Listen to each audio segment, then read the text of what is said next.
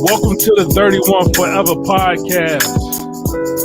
31 Flavors, legendary hip hop crew out of Detroit.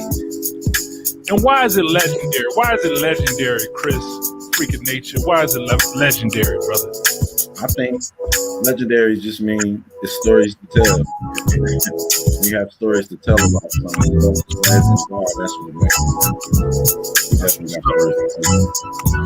We started in basements, attics, double cassette recorders, shitty equipment, making it work, making what do you call it? Our magnum opus, our masterpiece. So some of the best times of our lives. And honestly, on this show, we putting the band back together, bringing the group back together, all the people from the scene in the 90s to 2000s, you know, bringing the band back together because I believe we're on a mission from God. That's just, you know what I'm saying, that's just my mindset on it, you know. My name is Shannon Cason AKA E.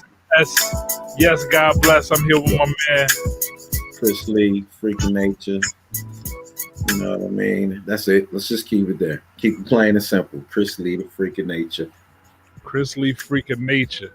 Now, what we usually do is we do current events. We do short interview if we with somebody to interview, or we talk about a topic for today. Today's topic is like what makes perfect songs, like verses, hooks, beats, you know, putting those things in order of importance to see like what really brings things together. Hopefully we get some of the crew in here too, and we can have a discussion on that. And then we talk about an interesting top five, like the top five. So we'll talk about the top five later today. But let's get into what's been going on with you, man. I saw on Instagram you got a lot of family life happening in your world right now. I mean, always. Yeah, that's family, period. But a lot of transitions, man. Congratulations to my daughter. My youngest child, Sydney, just graduated. Beautiful thing with honors. And, you know, I really, you know, that's always, you reflect when you go through something like that. And watch her. My older daughter did well too, but they had to graduate through this COVID, you know, and go through that. And I didn't know how the kids was going to fare or how they were going to turn out, but I was highly impressed, man. A lot of them graduated, so probably most of their class, you know, predominantly people of color.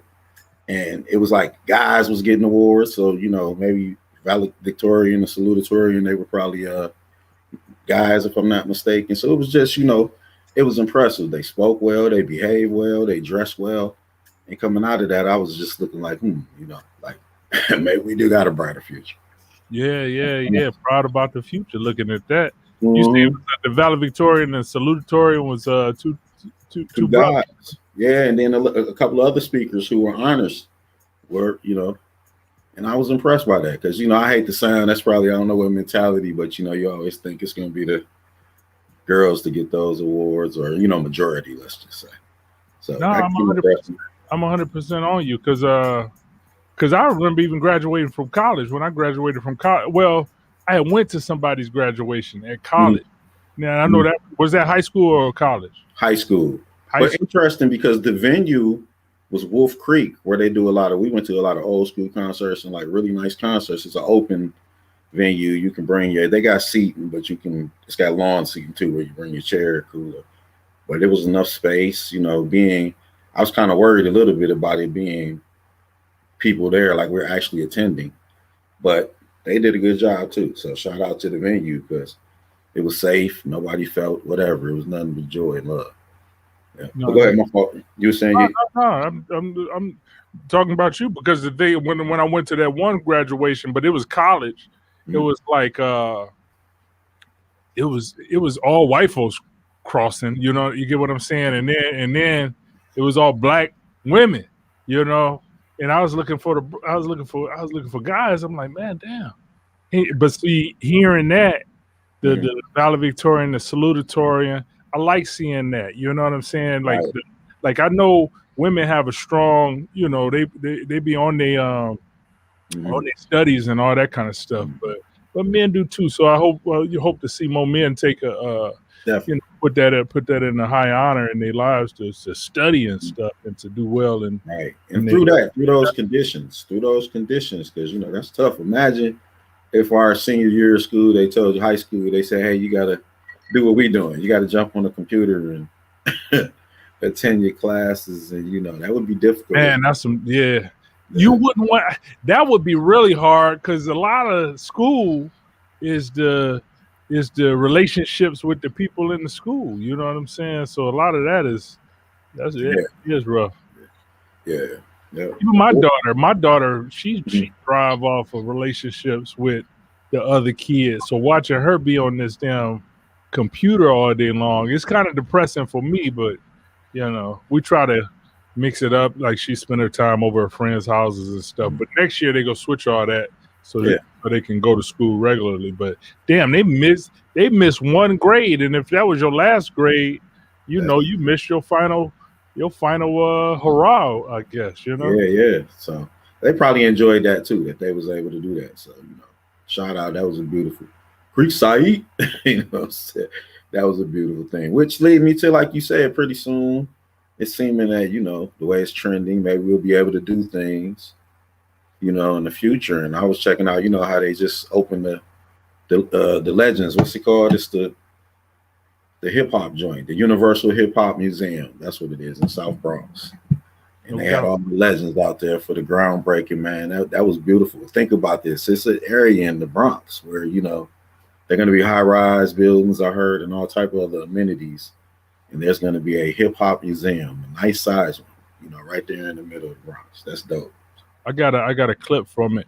But the thing about it, too, they putting over $100 million into this thing. So they from what I read, I mean, it might be the whole project, though. I'll be reading the whole story sometimes, but I saw over $100 million into, because the museums be off the hook, and hip hop should be honored. Hip hop is the biggest music in the world. Basically, it cross all kind of boundaries and everything. Yeah, man, definitely. The shit we was doing. You remember coming up, hip hop.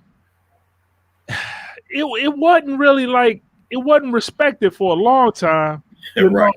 And your uncle be like, hey, well, that ain't gonna last. It was making money. People wasn't really respected, on a respectful type of way. That it was it was real music. You get what I'm saying? And that's what I'm saying. Like they would say, like, oh, that ain't gonna last, or that's just a fad, or come listen to this disco. Like what I'm saying, it'd be some weird. But then it stood the test of time, even to the point where now we would have to do a show on that. But has it become pop? Is it the next? I don't know. Yeah, one of the dopest verses, man, when you say 50 years down the line, we can start this. Because we'll be the old school. In that time, I'll say around a brand new style, ruthless and wild, running around, spending money, having fun. And even then, I'm going to play this thing. My man, super hip hop. Underway for the permanent. You got to love him. In its birthday, put it on his shoulders. Can you hear it? The city got a little kicking off the celebration from icons like Nas, LL Cool J, and Fat Joe. Our Anton Lewis was there. Hey, whoever want to come in, man. I sent out the links. If you need the link, let me know. A museum dedicated to something that was just a dream for you as a teenager. When I was a kid starting out, my room was a museum. He said my room was a museum. Surprised me, but I'm grateful it happened. Reflecting on his childhood dreams, LL Cool J was among the heavyweights on hand for the groundbreaking ceremony of the Universal Hip Hop Museum in the Bronx Thursday morning. What does this day mean to you? You wait for somebody else to do it. D, super hip hop. It's like you wait for somebody else to do it, and you wait forever.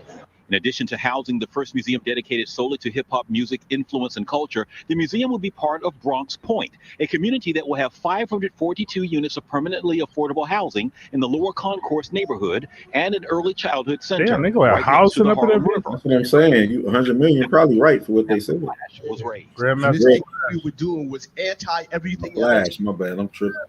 Anti-everything else. And here we are. Almost 40. He cracked me up the way he speak, man. Later, The first floor of the $349 million complex will feature the museum. See, 100 and 52,000 square something feet million dedicated dollars. to the world's best-selling music genre for nearly 2 decades, permanently housed where that genre all began. Joe, your message to the Bronx about what this means to you personally. It means everything. Started here. This is the mecca, the birthplace. The museum is expected to open in 2023. From the South Bronx, Antoine Lewis, Fox 5 News. That's what's up. That's what's up. Yeah. They need, Motown's supposed to have one. I can't wait to actually see that coming to fruition. I've been hearing it, but yeah, Motown's supposed to put a bunch of money up too. It's supposed to be like 100 and something million or something like that. You know what I'm saying? Or 50 million or something. But that's gonna be dope because they go build out on the house behind it. You know what I'm saying? But this is pretty interesting the way they're talking about doing this. They're gonna have actual housing. Yeah. Part of the hip hop museum. Yes. That's dope. Gonna be a little area. That's a little, they're creating that's it. They Hey, come meet me at the hip hop museum. I live at the hip hop. I live in the hip hop district. That's what I'm saying. It ain't just the museum. I live in the hip hop district. This is this. I'm over here on Fat Boys. I don't want to be in the gangster rap section. I want put me in the Tribe Called Quest Native Tongue section. He said Native Tongue Street. That's funny. Yeah, I want to be on the. They call you like, come get me off of Spice One. You're gonna have to come around here. I ain't going over Spice One. Them boys be wild. You silly, man. You silly. Nah. But you know what'd be dope? To all meet up in New York, man. Go, a few of us go out to the hip hop museum because that's part of our lives, man. A big part of our lives, still a part of our lives right now. You know what I'm saying? So that would be dope because I know they go rep Detroit in there. Bronx is definitely in New York. Definitely anyone. Nothing. Dilla probably would definitely props. You know what I'm saying? But Detroit also, yeah. Dilla had, his MP or something in a museum. So I'm sure if anything, New York would definitely at least have something dedicated to him. You know what I'm saying? Yeah. Well, who knows, really? But we do, even if now that's realistic if we put that together, whoever down. But they about to open that Midway spot in Detroit.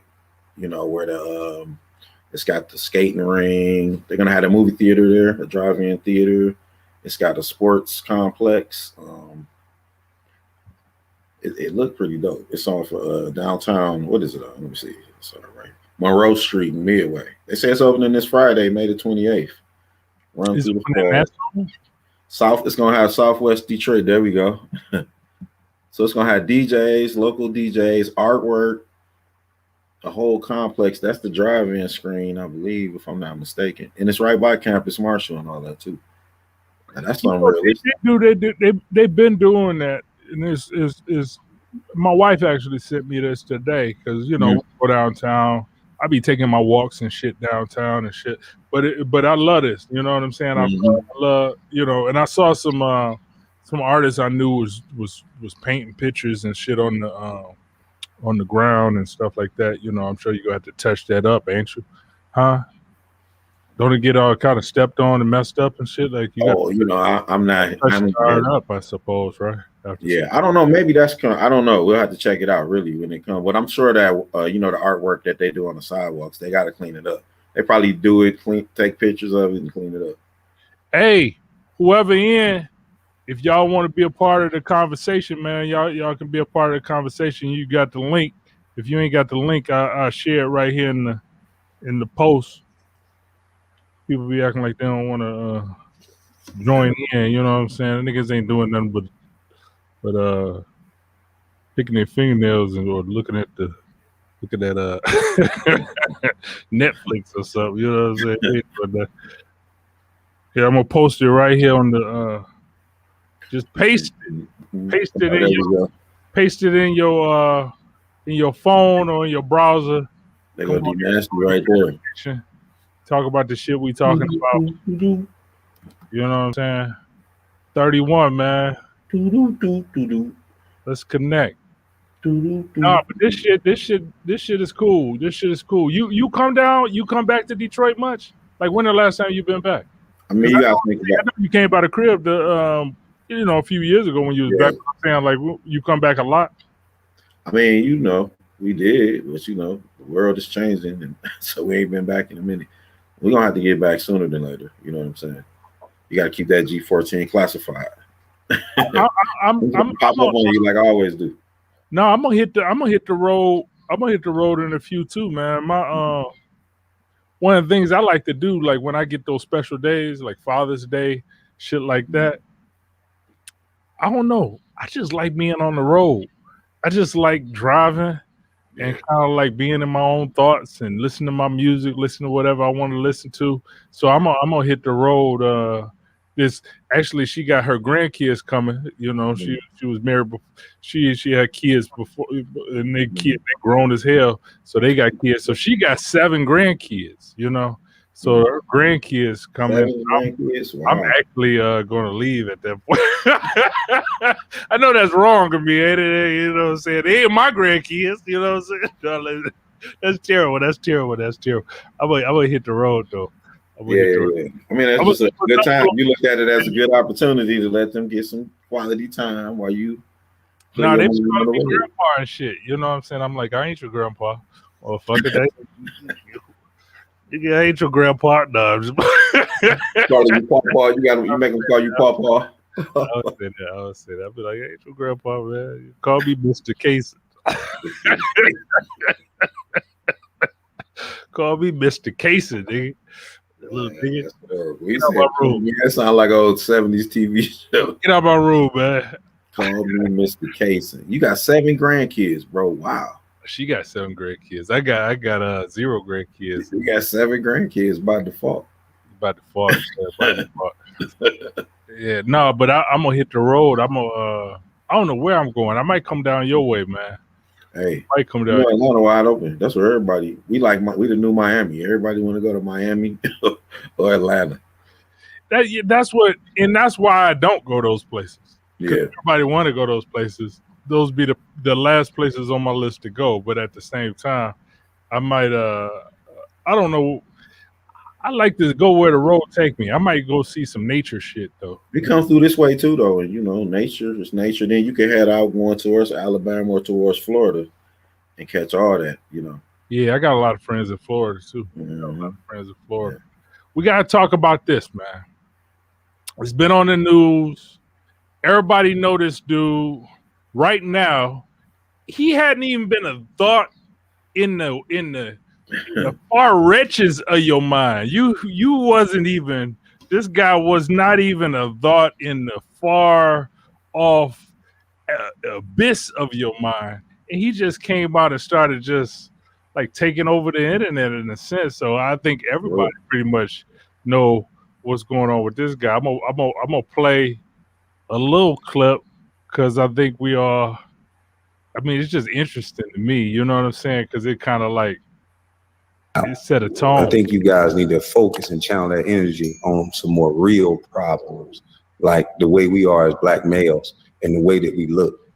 And Steven Jackson, maybe you could put that motherfucking blunt out and pull your pants up on your ass and put that rag down and act like a grown ass man instead of a little ass boy. Becky with the good hair, go to counseling. And Gilbert, you already knew. I was quiet on you for years. I wasn't gonna say nothing. You the right hand arm of them white boys. You niggas is the worst nigga. You took food. You took down there. What did I get? 3 years, 25 with the Lakers. I was slotted to get 80, 88 because what Tyson got. Nigga, you took millions out my mouth, nigga. And you shout like you somebody, like you love black folks. You the whitest black boy I ever know. So y'all niggas miss me with all that, nigga.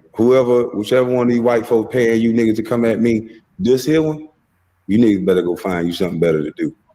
Now, I'm gonna be honest. I never even heard Kwame Brown talk, man. Right. I never even heard his voice. Probably just that one time when he was up there with Jordan and he said, "Thank you, I appreciate being a part of the, whatever the Washington Wizards or whoever he was with at that time." Right. Commercial or him congratulating him. Now, that's one thing though. Don't ever underestimate anybody. To me, you know what I'm saying? I never really get into that underestimation type of thing or that dogging out type of people thing, because you don't know when it's gonna come back to bite your ass. Judge the book by its cover. I thought he came at him pretty strong, and he was saying some wise words. I mean, and he came at, you know, they say Detroit versus everybody. Yeah, Brown. Everybody. He was versing everybody. He was like taking on any challenges, man. What's your call on that shit? I mean, hey, even I saw some things that I ain't gonna even mention or facts about, even like his background and his family and different things. And I mean, he real, they real. And so he ain't worried about all that, I guess. You know what I'm saying? He's speaking his mind now. I don't know what the, you know, why, but he is speaking his mind on all the videos I seen. He letting folks have it, and he don't care. And nobody is saying nothing back to the point where, you know what I mean? Like he almost deboing it. I hate to say it, but he almost deboing it. Like almost. Almost. He deboing it right now. You know, he got a whole new respect. That's all I can say. Yeah. No, I like because it's right. I like truthful talk. Anytime I hear truthful talk, you know, that like it strikes a chord with me, because it's just like I know how much people bullshit. You get what I'm saying? Because I bullshit too. So I be seeing like the bullshit. You get what I'm saying? I see it. I can tell it. You know, like people act hard and they, you know, I'm like, you can see right past it. Yeah. Okay, oh, that's not cool, but right. Like I'm not hard, but I will whoop you. You know what I'm saying? Like certain shit, I just be seeing it. I be like, okay, you can act this, you can play the role. Like, but you have to be careful with that too.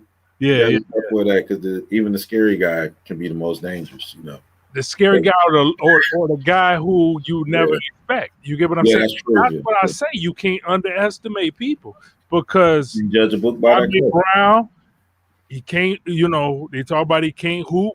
Sometimes you do that whole Eminem thing, accept your you know, accept whatever the insecurities that you have, and then that acceptance of the insecurities actually frees you up to talk about everybody else, because you know everybody lives in fucking insecurities. So you've confronted your insecurities. So everybody else's insecurities is like, it's like heavy game, because you know you insecure about, you know, women, or you insecure about this or that. You hard, and he going at him in every kind of level in that sense, because his insecurities is right out for everybody to fucking make fun of. He was a #1 draft pick, and you know what I'm saying, everybody had made fun of that for so long. Yeah, you didn't know, and he was like, it sounded like when he was in the league, he was just collecting his money.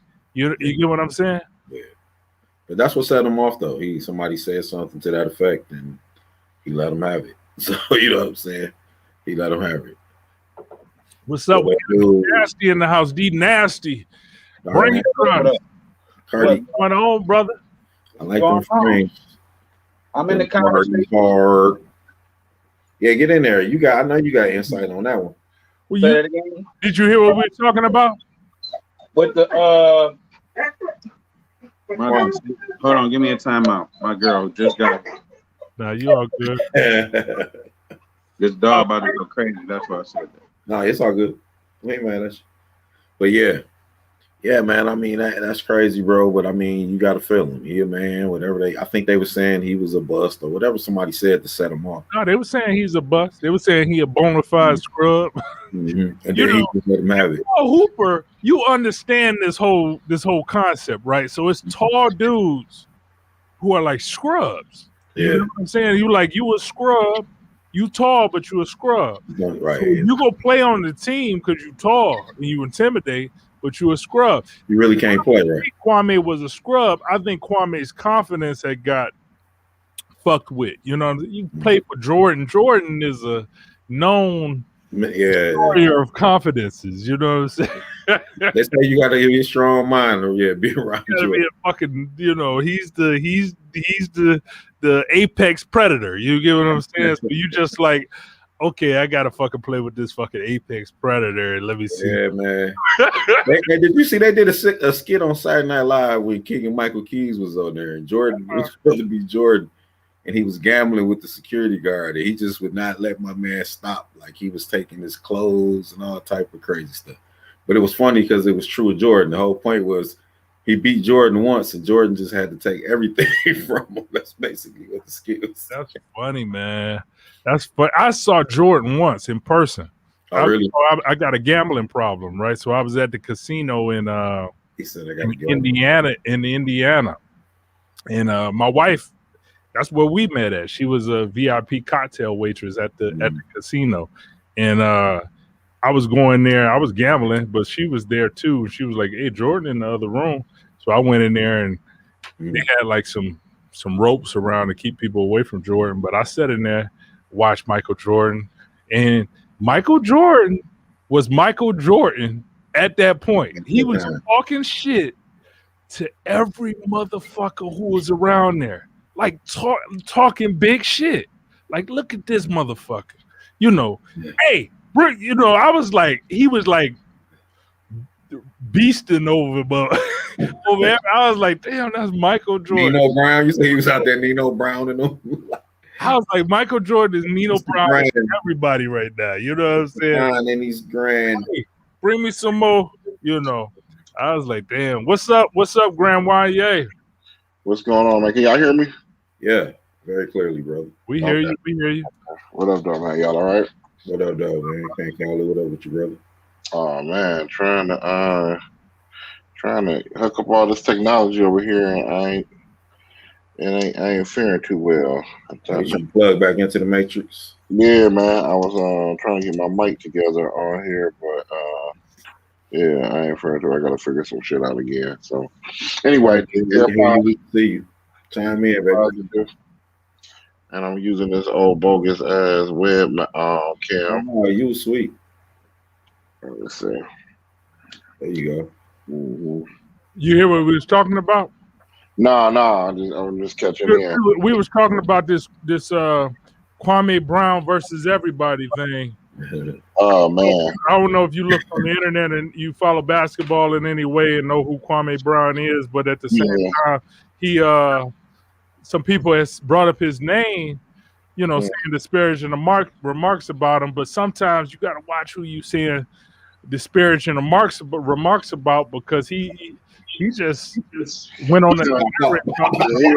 He on an unrelentless tour. Yeah, I know Jamil Hill and all them went in on him. So I started to watch it and try to watch some comments, and then I realized as I was watching some of the comments that I didn't give a fuck about that shit. So I just stopped. Real spill. That part. I tuned out. I saw Shannon Sharp, talking about his views on it, and what's the white guy now? I forget his name. Skip Baylor. Yeah. His comments on it, and I was just like, man, this is one of the grand examples of what's wrong with our society right now. We talk about all the wrong shit, and we talk about it way too long. We sensationalize that shit, but I understand it. Don't get me wrong. I'm not going on no tangent about media and about Yeah, you are. Hey, you got us on speaker or something, because we're gonna have a lot of echo from you. Got me on. Okay, let me take that speaker off, man. Yeah, let me do that. Hold on one second. I don't know if I couldn't hear the bounce back, but let me try to do that. Hold on one second. Shimmy, yeah. Yeah, right over here. Give me the mic so I can take her away. Hey. There you go. That better? What's up, D Nasty? I'm back. What's good? Kwame Brown was a mediocre player, though. That mean he couldn't have a voice, I don't know, but he was very mediocre. And unfortunate for him, he came out of high school. So he had already a target on his back, and he didn't live up to the target. True. I don't know. I'm just talking in sports now. We just get into the niggas like Matt Barnes and how they might feel about a nigga like him. in comparison when we all do the hoop shit professionally. And like I said, but he just got a little. He wanted him. He the black version of Darko Milicic. That's what he. Ooh, that's a bust for real. Don't say that. I was so mad about that. We could have had Carmelo, even if it didn't equal out to that. I would have took Carmelo over Darko anytime. He's the number one pick in the draft. You know what I'm saying? He was gonna go number one no matter who took him. I think you even saw the look on his face sometimes. He was like he was just like there. You get what I'm saying? And Kwame, Kobe talked about him once, you know, like talking about like throwing him the ball, and then Kwame said, "Don't throw me the ball, man. Don't throw me the ball." I don't know. Wait, that's watch that. You know what I'm saying? I understand. Like, it's 20 years then passed. You gotta watch that, like calling people out on certain shit, because he came back with a vengeance. In my eyes, he kind of hit him. He hit him where it hurts, because all his vulnerabilities are already out there. So all their vulnerabilities, they trying to safeguard. So he went at all their fucking vulnerabilities to me. Right. Yeah. But I mean, what are we talking about though? I mean, I don't know what he's talking about, but the only thing he could possibly be talking about is like dirty laundry, because you can't talk about my hooping ability compared to yours. So that's out of the conversation. So I guess if you feel bold about me saying that you are a whack hooper, you know what I'm saying? You're gonna do what? You know, try to talk about the dirt I did. I mean, that's kind of trash. Yeah, but that's the point though. The world is on him like you're a scrub. Like, that's a hard pill to swallow when the whole world is at him. But nationally, where people are talking about it as we are. But he's a person. Like, you're a scrub. Yeah, I'm just saying. So I was gonna say he a person, and I get that. You know what I mean? And as a human being, but then that, you know, having millions of dollars and being the number one pick comes with a little bit of scrutiny, maybe a little too much. You know what I mean? But at the same time, it's whack to have a hoopers conversation, and then the nigga bring up, you know, some personal shit. Right. No, I disagree. On these podcasts, they talk about everything. So if you on the podcast, if you bringing up my 20-year-old fucking loss, I'm coming at you. I don't, you know what I'm saying? If it's all open, because we ain't hooping no more. So what you trying to bring me down from some hooping shit that's 20 years ago? Right. It's open game at that point. Like I said, I don't know where it stemmed from. So we got to fight on all levels. I'm about defending myself, so I agree with Kwame. Motherfucker want to bring my name into the conversation? Okay, I'm gonna bring up, what the fuck is you a gang member in the middle of our fucking basketball team? Is this a you know? So he coming at Steven Jackson. He talking about whatchamacallit. I don't give a fuck, because you brought my name into a conversation that don't even need to be brought in. You get what I'm saying? After 20 years, so but still crossing the line is crossing the line though. When you crossing the line, I'm crossing the line. When you crossing the line, you brought my name up. So I'm gonna talk about the shit I want to talk about, since you bringing my name up. I don't understand the context. I don't know why his name was brought up anyway. But I just know that he's going back at anybody who said anything about it, and kudos to him. You know, to him for that. He should. You know what I'm saying? Whatever. But I give him props. But I do not agree as a hoop. You know, a nigga who wanted to play a little bit. In that, you know, that's almost gang stuff in a sense. That's how the fight started. Every basketball, I can't even stand basketball, but every time I've ever been to a park and seen a fight start, it started because some basketball skills trash talking was happening. Then my man said something like, "Well, that's why your mama did." Just some, you know, Super Bowl he shouldn't have said, and they got the fighting. So I just feel like I'm saying gang or family or however you frame. Yeah, you know what I'm saying, though.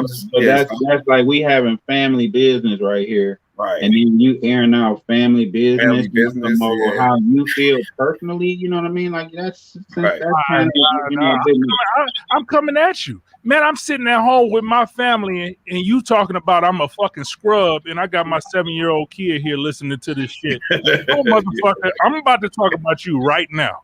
Well, I dig that. I mean, and at that point, as men, you know what I'm saying? We got words for one another, and that's just it. You know, 20 years in the past, I stayed silent during the whole scrub. I'm a bona fide scrub and all that kind of. But then after that, you want to bring me back into it? Okay, well, bring me back into it. I'm coming after everything that I wanted to say back in the day. At the end of the day, though, I like it. Scrub. I was a scrub, but my point of view is like entertaining, though. Hey, but okay, so look at this. So look at this. What I do respect, I will say I do respect this. Now here's a spin on it. For all this time, y'all was down on me, and y'all might have more accolades, boom, boom, as a star, right? You know what I mean? But I do a flip side and get this conversation off of some dirt, you know what I'm saying, and make everybody now want to turn into what I gotta say. You know what I'm saying? And pop my stuff with maybe even a little bit more than yours.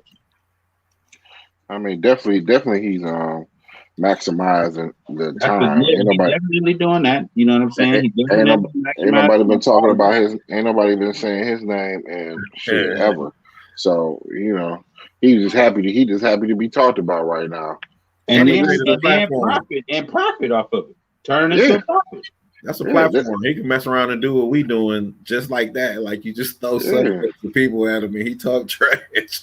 And dude, all because of what. Hey, I'm gonna be honest. If you don't understand that shit, you might go off into obscurity because you got to understand when the moment hit, strike. The moment hit for you, and you just like, oh, I'm gonna let it see how it all pan out. No, motherfucker, strike. The moment is right there. You got the eyes, strike. I used to always, when I go on stage and I get a chance to do something, I'm about to blow motherfuckers' mind with the shit that I do. So it's just like, you got to do that. And anybody who pull back from that, to me, it's pussy shit. You know what I'm saying? I'll be like, why don't you go for that shit? I just watch. I just be like, damn, why don't you take what's right there? I mean, fucking like that fucking Eminem song. You know, you only got one shot. You gotta lose yourself. So like, they done brought his name up, and he go capitalize on it. I give a fucking hand clap to that whenever I see that kind of shit, because most motherfuckers live in fear, and they stand back and say, well, I'm gonna see what this shit does. I just want to see what's all gonna happen, you know, from it. No, fight, motherfucker, fight. You're back against the wall, fight. I just came up around that kind of, attitude. You ain't gonna talk about me for too long. I feel that. You ain't gonna keep running your mouth. That's probably not boy. Nothing wrong to me with the defending yourself. You feel me? I don't have no problem with that. And I guess you're saying in his platform, that's how you do it. I just got a problem as a band of brothers that hoop together, you know what I'm saying? For you to do that's a little different pull on that, you know what I mean? So defend yourself how you defend yourself, but in doing so as men, you know, all that, you know, come with whatever repercussions you want to come from that. You know what if you don't like him? Like he said, my man, he feel like he cost him so many million. Maybe even in that brotherhood or whatever you're talking about, you just might not like certain people. You know what I'm saying? Flat out. I mean, but I said, you know, it's nothing wrong with that. I'm talking about I don't know them to be teammates, you know what I'm saying? Right. So outside of that, you know, it's fair game because you don't really know me. Like I don't know if any of your teammates are having stuff or is it just other people because like I said, I don't know the context. Now, if it's other niggas just like, yo, you was trash in the league and you don't have a plate, then, you know, okay, bet, you know, it's fair game for sure. You know what I mean? It's different though. I thought it was like his teammates, but now that I think about it, I don't think he ever played with Jack, and I definitely don't think he played with Matt Barnes. You know what I'm saying? I can't. Oh, yes, he did. I think in LA. Yeah, that's what he was talking about. But yo, I seen the Flash. I want to get on to that right there. Let's talk about some old hip hop stuff, like, you know what I mean? Let's get on verse, hook, or beat. What matters? What's the most important, or does it have to be all three? For me, it's the beat first. Right. Okay. Explain. Give example. In anything, I hear the beat before I hear anything else, and generally, the beat. Then I can appreciate what's on the beat. Yeah. But for me, it'll always it's seeming the beat. If I had to be honest, I respect lyrics. I love lyrics to death, but if it were an order for me, it's always gonna be the beat. I don't know. I think D makes a valid point. He's always said the beat, and I thought about it. I don't know that anybody else is anything different. You know what I'm saying? Even before there was MCs or whatever, it was the DJ spinning the records, and it was the DJs or the beat, the drum. You know what I'm saying? That caught people to get to moving. You know what I'm saying? I think that you can't even, in the form of hip hop, we didn't even appreciate the rhyme until we heard the beat. You know what I'm saying? I think now though, there's a lane for it because now you got a lot of these producers who's using, just the chops or the samples without any drums, and they just, just the voice is complimented, so people are paying attention like the Griselda niggas, and it's a host of people that in that lane right now. So I don't know. I think it was always the beat first for everybody. You know what I'm saying? Now, if you asking the question, what's the favorite? Well, I guess that is what you asked. I was thinking like what you think attracts the person. Just you said it right. What's your order of importance? Yeah. And I mean, I think y'all make a very valid point. Everybody, if it's a garbage beat, I don't care what rap you kicking, you're not gonna tune in right away to this dude is dope. Like the beat always catches you. But just like Juan said, it's funny. I remember from back in the days, Ice-T said he used to pick beats that would allow his voice to stand out over the beats. It almost was, to me, I ain't saying he said he would pick whack beats, but he was like, he wanted beats to make his voice more important. But no matter what, you hear the beat first. So there's very few songs that, you hear the vocal first. So I think that's a real factor. But then what if the beat is the hottest beat you've ever heard, but the verse is garbage or the hook, Then that's a trash song. Like that, though. It's a disappointment. Right. Yeah. You hear that beat come in, you be like, and then the verse come in, you be like, oh shit. They couldn't do nothing better than that. You know what I'm saying? So, but from my standpoint, I it's verse first. It's verse first. I'm a big proponent of words. So it's just like if I hear the verse and this is all like for the person, subjective. So it's just like for me, verse, beat and then hook, or in that kind of order of importance, because I don't even give a fuck about a hook sometimes, just from a verse perspective. For me, like I respect hooks because they stick in my head and I can say them forever. But if I hear, like, I didn't think Eric B. and Rakim had the best beats in the world, but I was like, damn, man, them verses, all them verses caught me. Like some like Jay Electronica, certain when he was doing the mixtape stuff mostly, I heard on them beats. Them beats is something that I already listened to. Those beats. Them beats old, but the verse on it stood out for me. It's like an inspiration. You get what I'm saying? So that's my standpoint on it. You know what I'm saying? Everybody got their different standpoints, but verse, beat, and then hook. Me. I'm very tuned into the verse too, so that's why, like you said, I think the beat gonna catch you to make you keep even listening. But me and D talk about that all the time, and if the verse is hot, I might like a song where he'll be like, man, that beat is trash, but I'm like, that verse, you heard him say it. So I'm a lyricist. I like the verse. I like, when you can come at it a different way or approach it and make it seem or sound different. But another thing, y'all, cadences too. So how important is the style? So you got your lyrics, you got a sweet beat now, but what about the style, the way you came across with that? Yeah, delivery is real. Delivery is really, really, I think really important, especially for us cats that came up with a style background. I think living here in the city, living here and where we from, that was our biggest thing. We had a sound, we had a style. Whether there's the Motown era, that whole sound was a particular sound. And you moved all the way up to Dilla. I'm talking about sounds that changed the world, though. And everybody begins to adapt. So like now you listening to the beat culture and the lo-fi movement. All of that extend. I don't care if the dudes is rapping if they doing alt pop or alternative rock or whatever, all of these cats say their influence of style of music, their rhythms, their beats, all that came from here. All that's Dilla.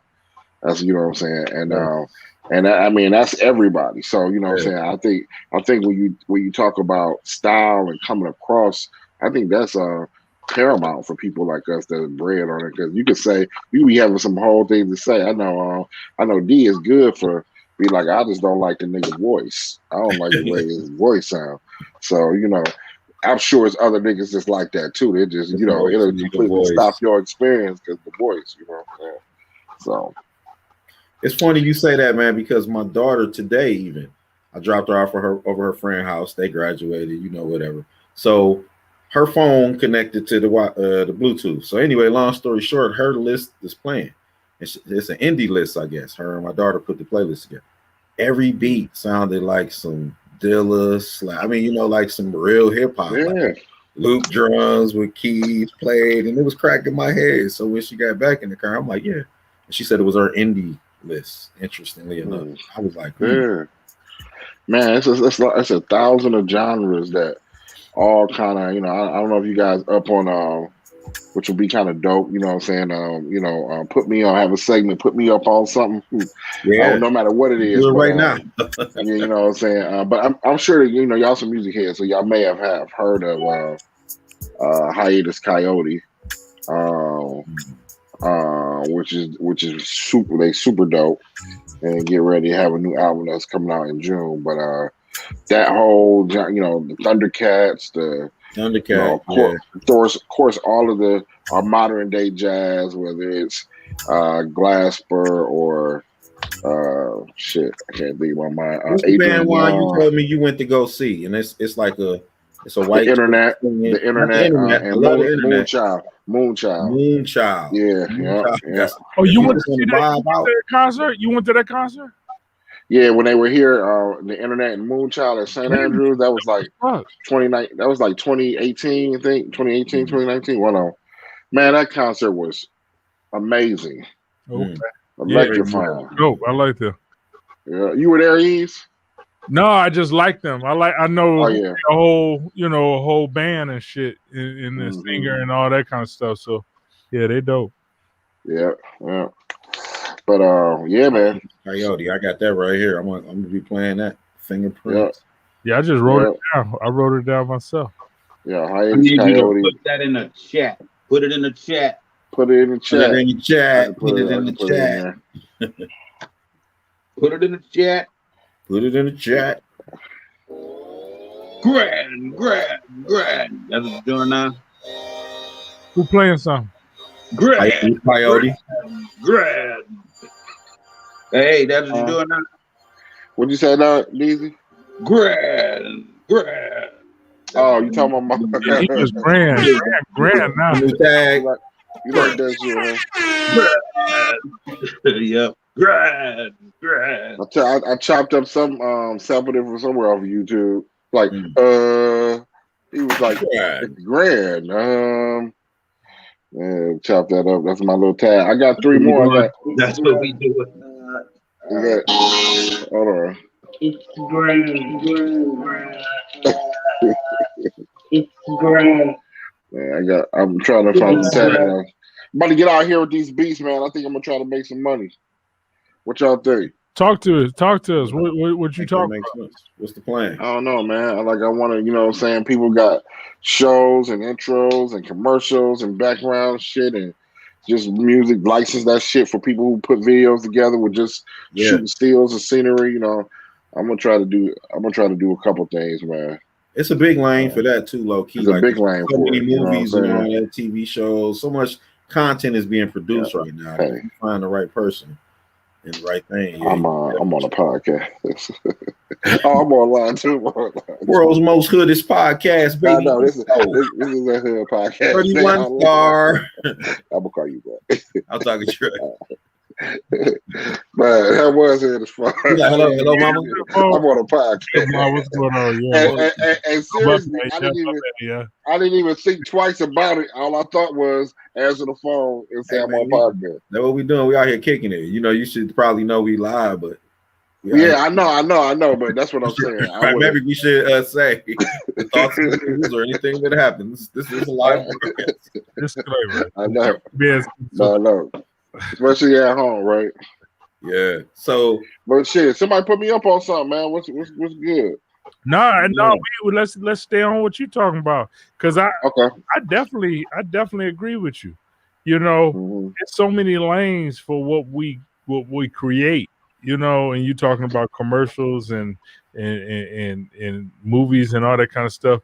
We'll be hollering because I use, like, I've now, you know, I've hired through somebody else's money of hiring different people to make beats and do different shit on the commercial side. So yeah, definitely, man. That and it's a lane for that kind of shit. Like with it is, man. With podcasting. Because a lot of this shit is copyright. You know, you can't really use a lot of copywritten stuff, but at the same time, play your original shit. Somebody can make original shit that fits the essence of what people are trying to create. But I used to always say that, like, man, it would be dope to watch a movie that's the soundtrack is produced by Swing. You know what I'm saying? Just to me, I was like, hey, dope. Be like, that's dope. I've often thought, why not do that too? Like low key, like get a movie, especially with all the technology they got now, where you could probably isolate some of the music, or just do beats over the music, or throw records you would want to hear, just for the hell of it. You know what I mean? For sure. 100% agree. I 100% agree. So I'm glad you jumping out there on that kind of stuff too, man. So I keep that in mind. Let me get the price list when you get a chance, brother. Oh man, you know, I'm just about to start sending these beats out, man. You send it. My boys be telling me to send them out, and then my cousin, man, y'all know my cousin of mine. Of course, yeah. You know, he came through on Sunday, or was that Sunday? Saturday, he came through on Saturday. And he hadn't heard shit, and I was playing him. He's always been a champion, but he always come at me with from a standpoint like, nigga, what the fuck is you doing? Why is you just sitting on this shit? You just said I played on songs I had from 2019, songs I did in 2020. He ain't heard none of them.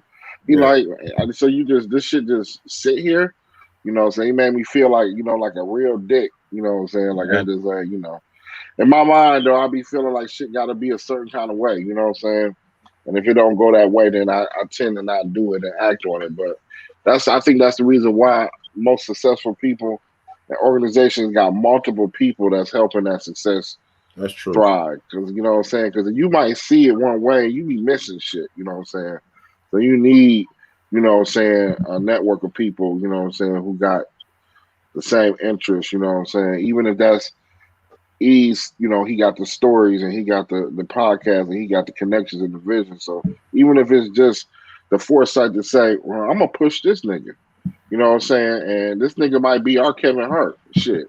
Yeah. You know what I'm saying? I mean, a reality, you know what I'm saying? You know, you never know, you know what I'm saying? So I was looking at Mac Miller. It was something about Mac Miller. It was very interesting to me because one thing I noticed, I mean, he was a great MC and he had great producers around him, but even his man, he was doing movies. The guy who did a lot of his videos, so he had so much video content because his partner was like trying to do full-length movies. So he was on the team and they were pushing each other. And it was interesting how, you know, all their team was successful because they all got behind each other and supported each other.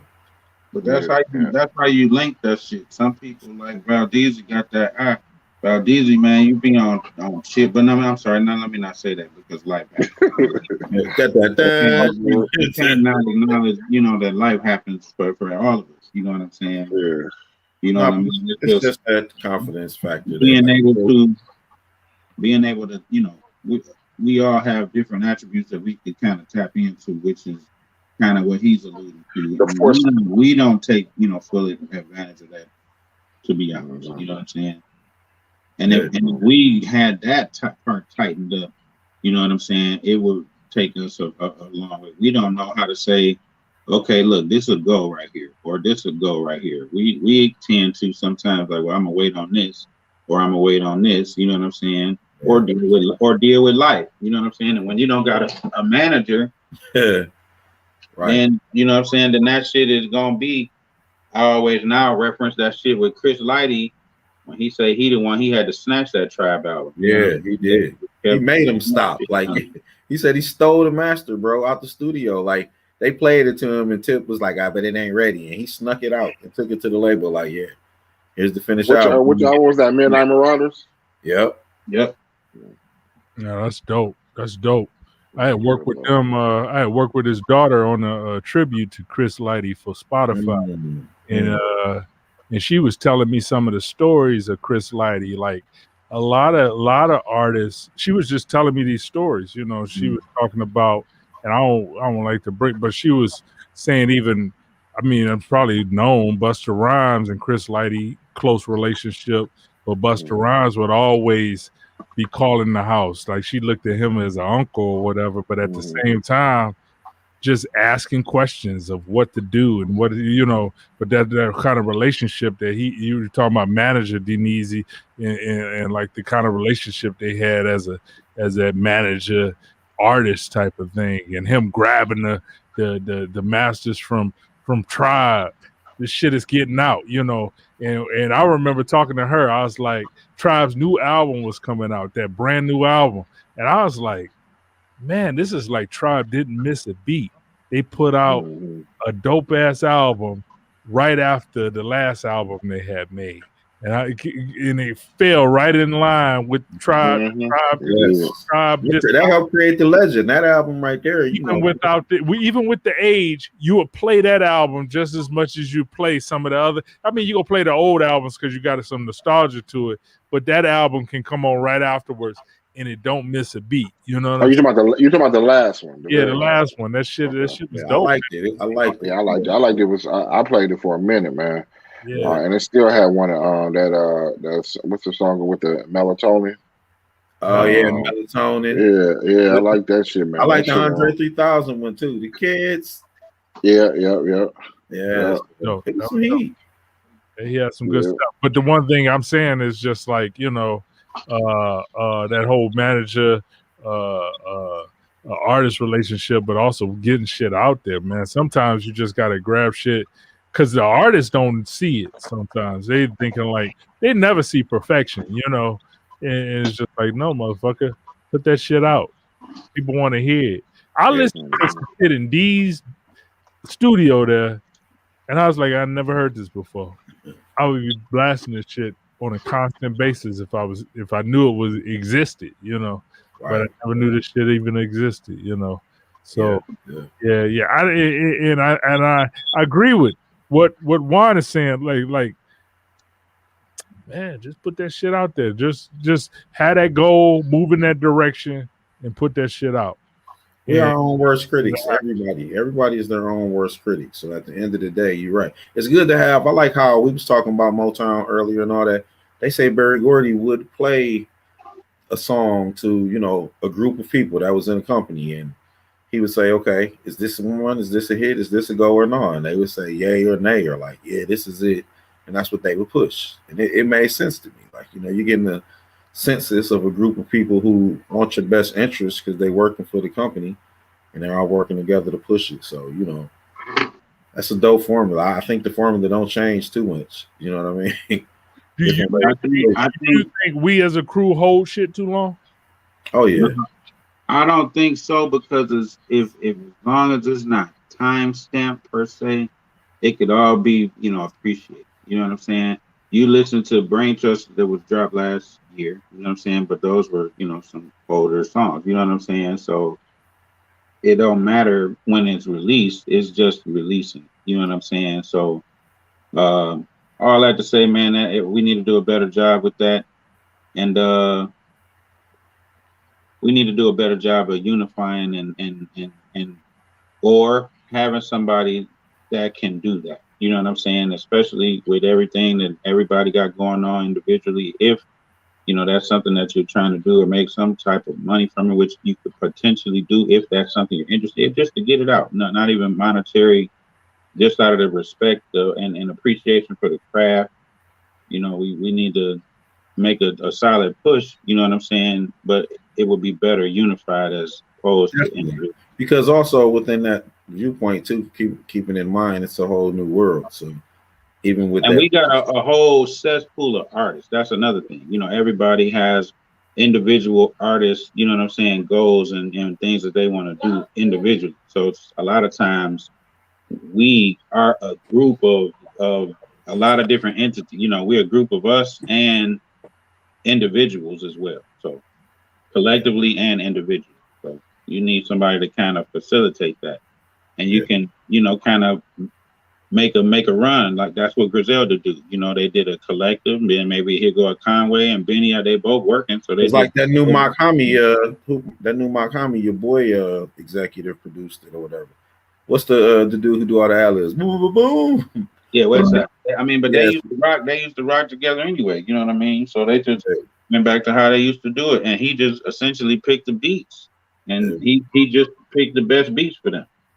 There's a formula. I think that was one of his better projects that he's had in a long time. You know what I mean? He's dope. That Makami shit is dope, man. I'm listening to that hard and over again right now. Yeah, there's a formula though. I'm saying they come with a formula and then they continually do it. It's just like if you even look at the street drug game, whatever, there's a formula. They go out there, they do this to make money to do this, then put it back into this, and they keep flipping until they can't no more. And it's the same thing. Nowadays it's virtual though. That's I think what we was already stunned on the street marketing, which you still do that. But you know, a lot of things are what we're doing right now. So it's getting used to that. Yeah. And whatever facet that may be though, you know what I'm saying? So we push each other, man, and motivate, because I get more motivation from hearing, you know, my people's music than I do, you know, a lot of the other artists. Now, you know, I'm in tune with all the music. I try to be, you know what I'm saying? But, am I wrong for this? Can I do this? Can I do that? D, tell me to stop. Push stop. Can I do it? I'm just on you, bro. Yeah.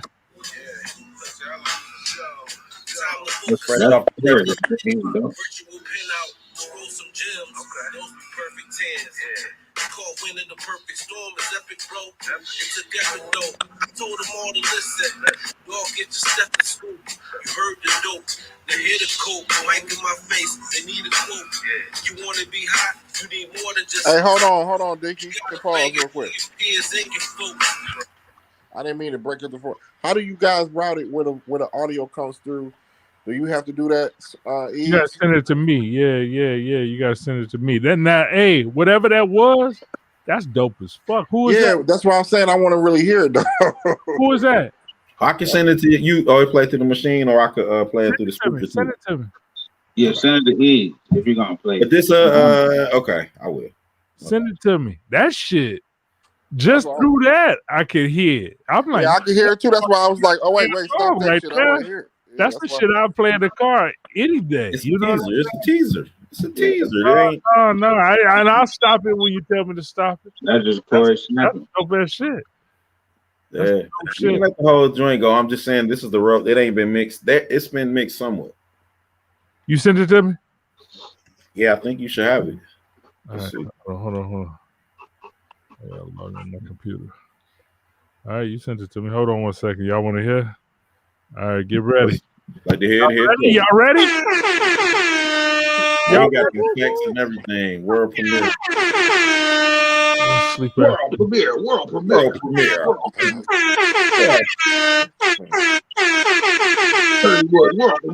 You gotta get a lady. You got a dirty one. 31 full of fellas.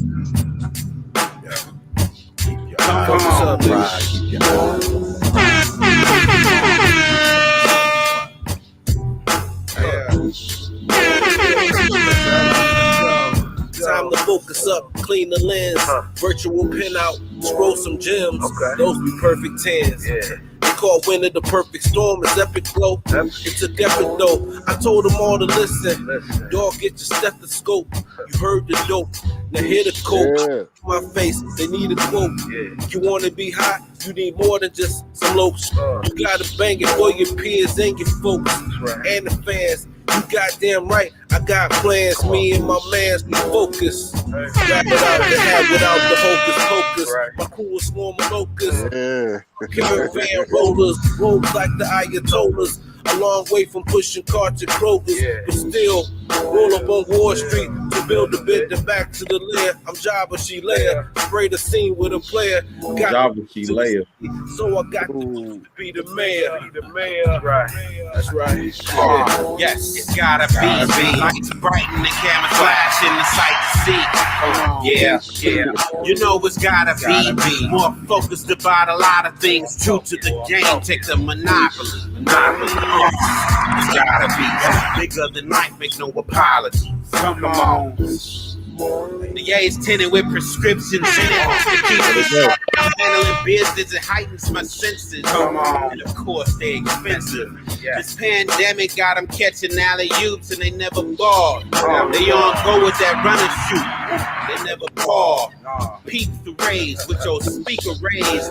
You couldn't crack the surface frontier at the VMA. You be amazed what I spent on the trip. Played the odds, made a hell of a flip. I don't know what happened, man. It's just, man, what happened? Only a little bit of the song, man. They only gave us a tidbit. That's called the tidbit. Oh man, that shit was dope, man. Yeah, we dope. Finished that one. Hey, who was that? Who was that? Who was on that first verse? That was Sparks. I was about to say, can we talk about the nigga C Sparks for 1 second? I want to give this nigga some roses real quick. I must say, as a person who listens to rhymes and really appreciate that part of the art form, this nigga Sparks has definitely come a long way. And it really just reinforces that if you practice your craft and you in those trenches and you do it, you can't help but, you know what I'm saying, to blossom. You know what I'm saying? That's what we hear. If I can get a round of applause, we can get a round of applause for Sparks. Because that shit was that was an amazing setup. But he puts the work in. He put the work in on the beat. He put the work in on the rhymes. Every time you see me, what did I tell you when you came over here, E? That Sparks put some work in, and I'm gonna notice his verses. You know what I'm saying? You told me. I told you it was. I said you think I'm playing you art shit. I said I'm really playing you the evolution of the C part. That's amazing. And then D, I heard you coming on that verse too, even though it got cut off. You know what I'm saying? Man. His delivery, his ad libs. Yeah.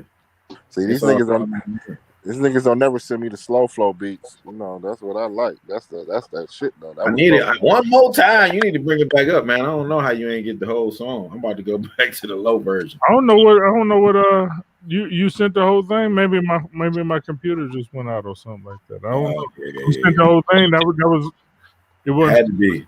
That's pretty much probably it had to be. But yo, that joint in the sight to see. Come on. Yeah. You know gotta be more focused about a lot of things. True to the game, take the monopoly. It's gotta be bigger than life, make no apology. Come on. The A's tinted with prescriptions in it. It keeps me sharp when I'm handling business. It heightens my senses. And of course, they expensive. This pandemic got them catching alley-oops and they never ball. They all go with that run and shoot. They never ball. Peep the rays with your speaker rays. You couldn't crack the surface frontier at the VMA. You be amazed what I spent on the trip. Played the odds, made a hell of a flip. I mixed the cake with the runs for the trip. Nowadays I take my time with the brain. Just sit in the day we was hungry, not me. The benefit when you recorded by the likes of your peers. You feel away. The snag is just more than the porters checking your bag. You brag all the time for my team. I know you're mad. Nightmares and bad dreams over here. We do your bad. Don't compare me to the rest of the flock. I'm the one that's gonna shoot in the last shot. Come on. Yeah. Watch your score. Take it back to the roots. Now do you want more? Of this hardcore from Bewick to Ardmore, we done call more shots than a referee. Chefing up the recipes, no losses, only lessons. See the best of me is yet to come. They call me freaking nature. Why? Cause I'm different from the rest of them. No more living in the past, I live for just today. Cause ain't no distance on this earth that's far away as yesterday. Focus on your craft and your profits, that's the recipe. Then enjoy the spoils of our plunders and the revelry. And as far as the game, a lot of cats are whack. So y'all could call me Mr. Magic on a rap attack. And I don't really care if you sold 1 million copies, bro. You sound sloppy, Joe. Cocky and poppy, though. And all crackerjack. I'm an apex predator. Don't step into my habitat, cause you can catch a slap of that. It's gotta be larger than life with no apologies. Ooh. That's you at the end, wasn't it? Yeah, it wasn't mixed though, but yeah. No, man, come on now. It wasn't mixed though. But it wasn't. It sounded that was fresh. That was fresh. I fresh never off heard the presses. Yeah, that. that still got ink. Heard that, bro. Still got ink on it. No. Yeah, man. You know what I'm saying? We working, man. That's what it's all about, man. Let's keep working, man. We work. If everybody work, we can do the work. You know what I mean? We can do the work. That's what it's all about. You know what I'm saying? Let's do the work. Yo, I forgot. I just paying attention to the platform. Like we were still live. We done went into, but so I was curious too, just to shift. Because do we have a top 5 or are we going? I thought it was about the what's the name. I mean, if they got a top 5, I didn't come top up with that. But we'll hold off on it. We ain't got a top 5 every time. But the thing is, you know, I like hearing that song. I like connecting with everybody. Right. Juan got some technical issues, but we out of here for this week. We'll come back next week. The one thing is, I want to say this. Look, we put this venue together for niggas to get in touch. Niggas to play what they're working on, niggas to talk about, you know, current events and shit like that, because we all stay connected in that way, but also to reach others, because you got men in our crew who can definitely share a lot with others. So I just want to say thank you to Freakin' Nature, thank you to Grand Wanye, thank you to D Neezy for being a part of this, and more of the crew come on in. We keep this conversation going. We keep this going up. You know what I'm saying? Yes, sir. Yes, sir. Any last words, anybody? Hey, man, as you said, bro, I appreciate all of y'all, everybody who participates in this platform we trying to create, that as we just spoke on, many things could only go up. And even the people who just out there checking it out or listening and checking it out on YouTube, man, y'all keep it up. Y'all the fam. When we go up, y'all go up. Simple as that, really. Word up. Yes, sir. Yes, sir. Peace and love. Love and peace. Love, peace, and hair grease. Love, peace,